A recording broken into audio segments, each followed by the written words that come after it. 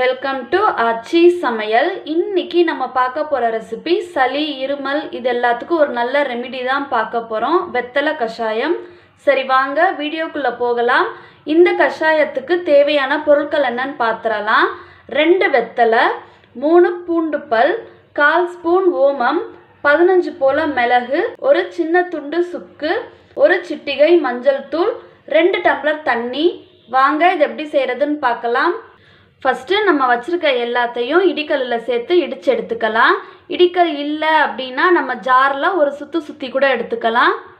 First நம்ம வச்சுருக்க வெத்தலையை காம்பு எடுத்துட்டு இதை சின்னதாக கட் பண்ணி இடிக்கல்லில் சேர்த்துடலாம். இது கூட நம்ம வச்சுருக்க எல்லாத்தையும் இடிக்கல்லில் சேர்த்துடலாம். இதை தட்டி எடுத்துக்கலாம்.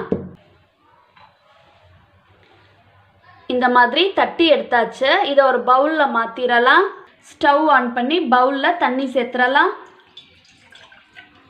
இது கூட நம்ம தட்டி வச்சுருக்கதையும் சேர்த்துடலாம். மீடியம் ஃப்ளேமில் 10 நிமிஷம் போல் நல்லா கொதிச்சு வரட்டும். இது சளி இருமல் இது எல்லாத்துக்கும் ரொம்ப நல்லது. பனிக்காலத்தில் இந்த மாதிரி கஷாயம் வாரத்தில் ஒரு தடவை எடுத்துக்கும் போது உடம்புக்கு நல்லது. நம்ம தட்டிட்டு சேர்த்தது எல்லாமே நல்லா சாறு ஃபுல்லாக இறங்கிருச்சு. ஸ்டவ் ஆஃப் பண்ணிவிட்டு இதை நம்ம வடிகட்டி எடுத்துக்கலாம். அவ்வளோதான், நம்மளோட கஷாயம் ரெடி ஆயிடுச்சு. இதை நம்ம குடிக்கிற அளவு சூடில் எடுத்துக்கணும். இதை அப்படியும் சாப்பிடலாம். அப்படி இல்லை அப்படின்னா தேன் கூட கலந்து நம்ம எடுத்துக்கலாம்.